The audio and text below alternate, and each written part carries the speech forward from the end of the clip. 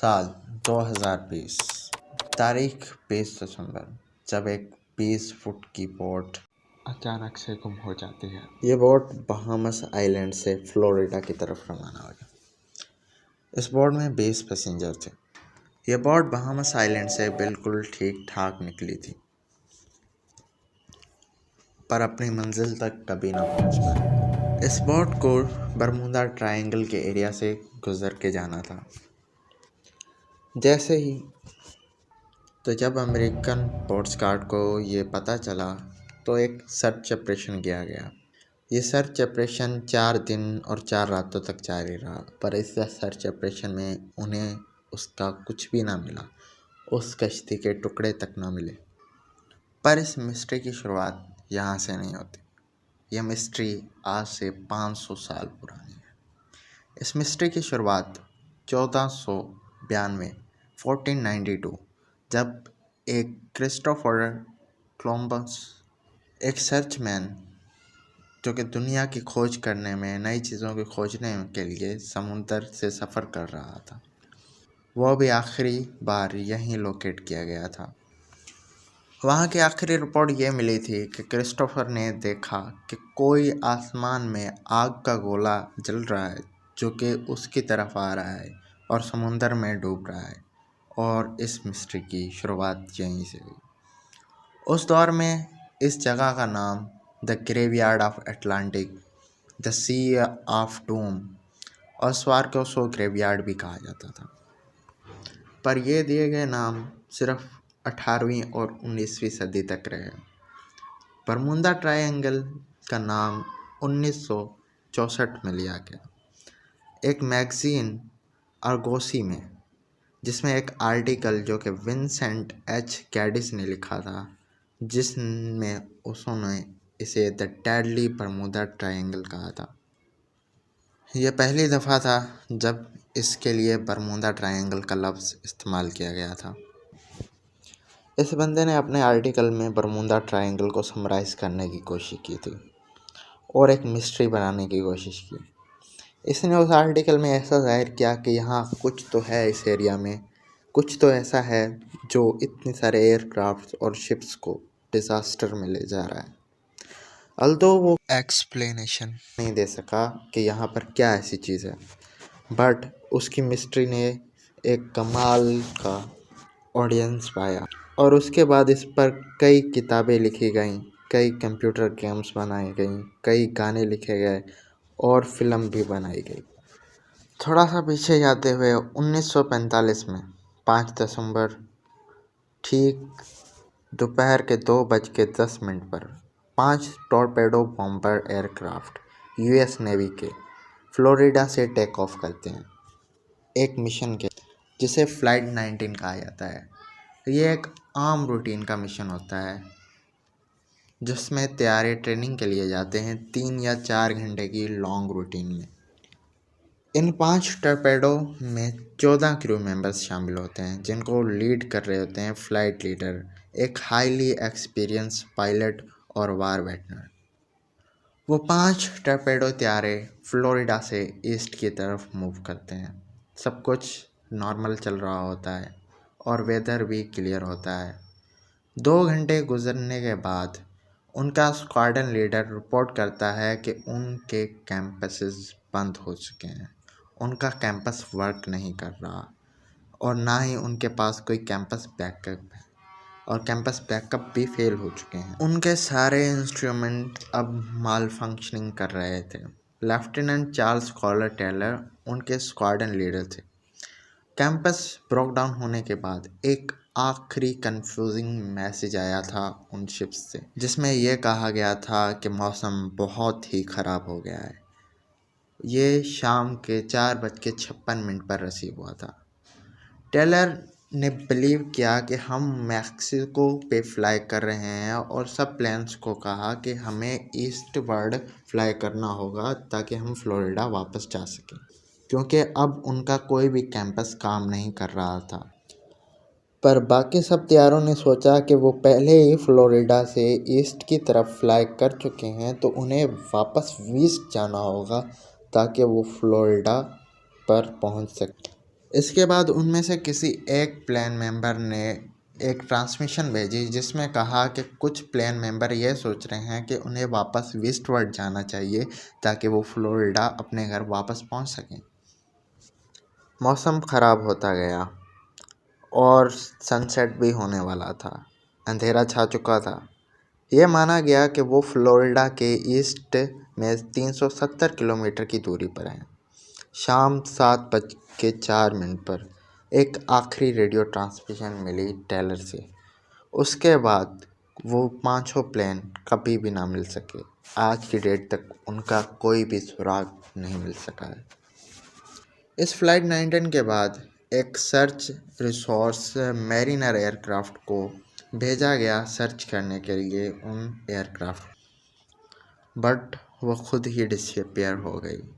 पहले वो 14 मेंबर और अब ये 13 मैरिनर्स भी गुम हो चुके थे। उसके बाद उस एरिया पर कई सर्च ऑपरेशन किए। एक सबसे बड़ा सर्च ऑपरेशन किया गया इन दोनों फ्लाइट्स को ढूंढने के लिए, पर उसमें भी किसी इंसान तो क्या उन शिप्स, उन एयरक्राफ्ट के एक टुकड़े भी नहीं मिले। सब कुछ गुम हो चुका था। हैरत अंगेज़ की बात यह है कि वो जहाँ गुम हुए उस एरिया को ही आज ट्रायंगल के नाम से जाना जाता है।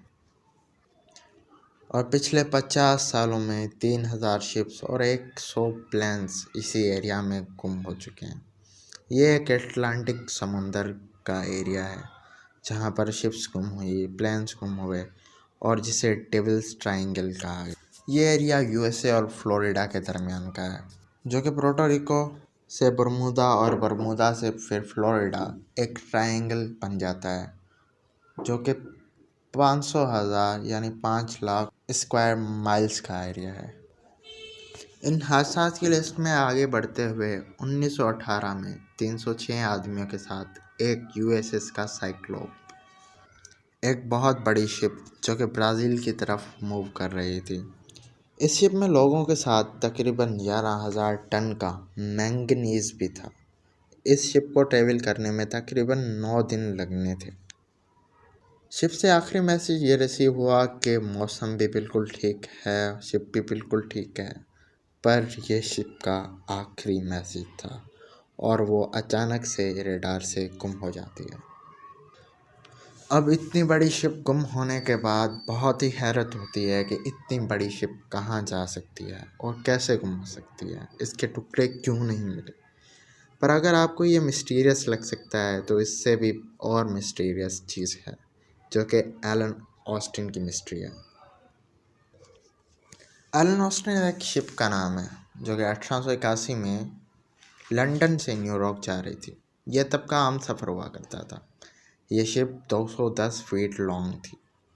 जब ये शिप अपने यहाँ से निकलती है तो रास्ते में इसका गुज़रना बरमूदा ट्रायंगल के पास से होता है और वहाँ ये एक अनजान शिप को देखते हैं। एलन ऑस्टिन का कैप्टन, जब एलन ऑस्टिन कैप्टन को वो अनजान शिप नज़र आती है तो वो स्पाई ग्लासेस से देखता है तो उस शिप में कोई भी क्रू उसे नज़र नहीं आता।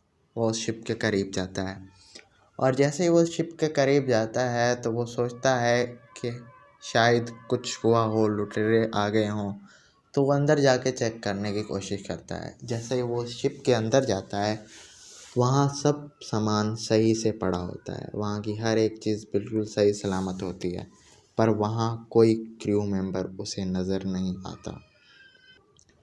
एलन ऑस्टिन के कैप्टन ये सब देखने के बाद ये डिसाइड करता है कि वो इस शिप को अपने साथ न्यूयॉर्क लेके जाएगा और इसीलिए वो अपने कुछ क्रू मेंबर को उस शिप में ट्रांसफ़र कर देता है और वो दोनों शिप्स एक साथ चलने लगती हैं। ठीक 2 दिन बाद वहाँ पर एक बहुत ही तूफ़ान आता है, एक बहुत ही ख़तरनाक सा तूफ़ान आता है जिसमें वो दोनों शिप्स अलग अलग हो जाती हैं और उसके 2 दिन बाद वो शिप्स एक दूसरे को ढूंढ नहीं पाती। पर अभी एलन ऑस्टिन का कैप्टन स्पाई ग्लास से देख रहा होता है तो उसे वो शिप फिर से नज़र आती है और वो फिर से उस शिप के करीब जाता है। अब वो देखता है कि उसने जो क्रू मेंबर वहाँ भेजे थे वो भी गायब हैं, बट शिप बिल्कुल सही सलामत है।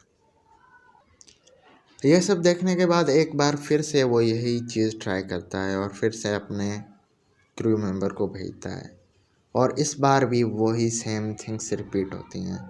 ठीक 2 दिन बाद वही तूफान आता है और वो शिप गायब हो जाती है। इसके बाद जब एलन ऑस्टिन न्यूयॉर्क कैसे ना कैसे करके पहुंच जाते हैं और जब वो वापस पहुंचते हैं तो उस शिप का मालिक की स्टोरी सुन के बहुत ही घबरा जाता है और वो अपनी शिप ही भेज देता है एक जर्मन कंपनी को और ये जर्मन कंपनी उनकी शिप का नाम मेटा रख देते हैं। क्या आपको ये स्टोरी थोड़ी लेजेंडरी नहीं लगी? लेजेंड उसे बोलते हैं जिसके बारे में मुकम्मल तौर पर पता ना हो और मुकम्मल तौर पर वेरीफाई ना हो। ये स्टोरी बहुत ही पुरानी है, इसलिए इसकी कोई मुकम्मल वेरिफिकेशन नहीं है और इसीलिए इसे लेजेंडरी स्टोरी कहा जाता है। इसलिए आज तक कई अर्बन लेजेंड इसे एक बरमूदा ट्रायंगल लेजेंड कहते हैं।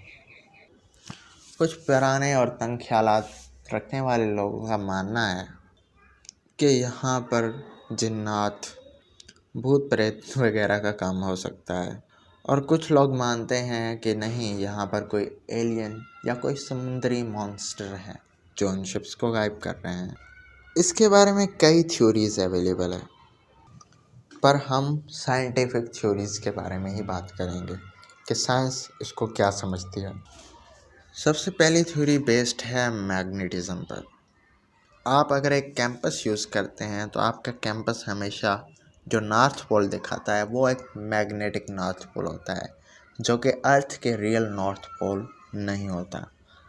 पर अर्थ में कुछ ऐसी जगह ज़रूर हैं जहाँ पर ये दोनों पोल एक ही जगह पर होते हैं और उसे जियोग्राफिक नॉर्थ पोल कहा जाता है। नॉर्मली ये जियोग्राफिक नॉर्थ पोल अपनी जगह बदलता रहता है, बट पिछले कई 100 सालों से ये नॉर्थ पोल यहीं बरमूदा ट्रायंगल के आसपास ही देखा गया है। इसे अगोनिक लाइन बोलते हैं। ये लाइन पिछले 300 सालों तक बरमूदा ट्रायंगल के ज़ीरो लाइन पर ही देखी गई है। ये एक कन्फ्यूजन है। इससे हैरत अंगेज दूसरी एक बात है जो कि एक सेटेलाइट से देखी गई। एक सेटेलाइट से देखा गया कि बरमूदा ट्रायंगल के एरिया का पानी दूसरे पानी से कुछ बदला हुआ है। दूसरा पानी ब्लू डार्क है, बट ये थोड़ा ब्लू ग्रीन है। तो वहाँ पाया गया कि यहाँ शायद वोल्केनोस मीन्स मीथेन गैस के बॉम्ब फटते हैं, जिसकी वजह से जब भी मीथेन किसी पानी में होती है तो वो पानी की डेंसिटी को बहुत ही कम कर देती है, जिसकी वजह से कोई भी बड़ा जहाज़ वहाँ टिक नहीं सकता। एक तीसरी बात यह है कि यहाँ पर हैरिकेन्स माना बहुत ही ख़तरनाक तूफ़ान आते हैं। ये 3 जगह पर आते हैं, जिनमें नंबर 1 चाइना है, नंबर 2 यूएसए और नंबर 3 पर क्यूबा आता है, जो कि क्यूबा इसी इलाके में है। पर यूएसए का इलाका फ्लोरिडा है, जो भी इसी ही इलाके में शामिल हो जाता है। इन थ्योरीज में सबसे थोड़ी फनी थ्योरी है बैटियर-मैनहॉफ इफेक्ट थ्योरी। यह थ्योरी एक साइकोलॉजिकल रीजनिंग पर बेस्ड है। इस थ्योरी में यह कहा गया है कि अगर कोई इंसान एक चीज़ को नोटिस करने लगे तो वो उसे अपने आसपास इल्यूजन करता रहता है, उसे लगता है वो उसके आसपास है।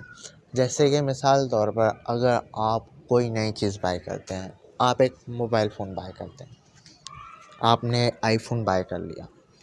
अब आप देखेंगे कि आपके आसपास जो के भी पास आईफोन होगा, आप नोटिस करेंगे किसके पास भी आईफोन है और आप ये और करते जाएंगे। हालांकि आपने जब ये नहीं लिया था तब भी उनके पास सेम था, इनमें कोई फ़र्क नहीं आया, उस रेशो में कोई फ़र्क नहीं आया, पर आप उस चीज़ को ज़्यादा कर रहे हैं। तो साइंटिस्ट का मानना है शायद उन्होंने कोई इल्यूजन किया हो जो वहाँ गए। बहुत सारे लोग मानते हैं ये एक फैब्रिकेशन है स्टोरीज़ की, ये एक बनावटी कहानियाँ हैं जो बनाई गई हैं लोगों को भटकाने के लिए। पर जब जब ये वाक़ये होते हैं तो साइंटिस्ट इन वाक़यों के खोज में लगे रहते हैं। हाल ही में होने वाले वाक़ये की खोज में 2020 के वाक़ये की खोज में साइंटिस्ट ने एक सैटेलाइट से ये पता किया कि इस एरिया के ऊपर एक अजीब किस्म के बादल बने हुए होते हैं। ये बादल कुछ हेक्सागोनल शेप के होते हैं और ये बादल बहुत बड़ा तूफ़ान पैदा कर सकते हैं और इस तूफ़ान की स्पीड तकरीबन 250 किलोमीटर पर आवर होती है, जो कि एक अच्छे खासे जहाज़ और शिप को डुबाने के लिए काफ़ी होती है। बट इन सब थ्योरीज के बाद भी यूएसए के बॉर्ड गार्ड ने इसे मानने से साफ इनकार कर दिया। उन्होंने कहा हमें कोई ऐसा एविडेंस नहीं मिला कि बरमूडा ट्रायंगल में कोई ऐसी मिस्टीरियस चीज़ हुई है। उनका मानना है कि ऐसी मिस्टीरियस चीज़ें समुंदर के दूसरे एरियाज़ में भी होती रहती हैं। हत्ता कि उन्होंने ये भी क्लेम किया कि ये एरिया बरमूडा ट्रायंगल बहुत ही ट्रैफिक्ड एरिया है। यहाँ पर बहुत ही ज़्यादा फ़्लाइट्स होती हैं और ज़्यादा फ़्लाइट्स में एक दो फ़्लाइट का मिस होना या डैमेज होना या गुम हो जाना कोई बड़ी बात नहीं। ऐसे हादसा दूसरी जगह पर भी होते रहते हैं। आगे चल के एक रिसर्चर न्यूज़पेपर WWF ने अपने एक अखबार में 10 मोस्ट डेंजरस शिपिंग एरियाज़ की लिस्टिंग की थी, जिनमें उन्होंने बरमूडा ट्रायंगल का नाम तक नहीं लिया था। तो इससे ये जाहिर होता है कि शायद ये सब फैब्रिकेशंस एक फिक्शनल स्टोरीज़ की ही तरह हैं, इनमें कोई रियलिटी नहीं। पर आपको क्या लगता है, कमेंट करके ज़रूर बताइएगा। अगर आप ऐसी अच्छी वीडियोस देखना चाहते हैं तो हमारे चैनल ईगल माइंड को सब्सक्राइब करें।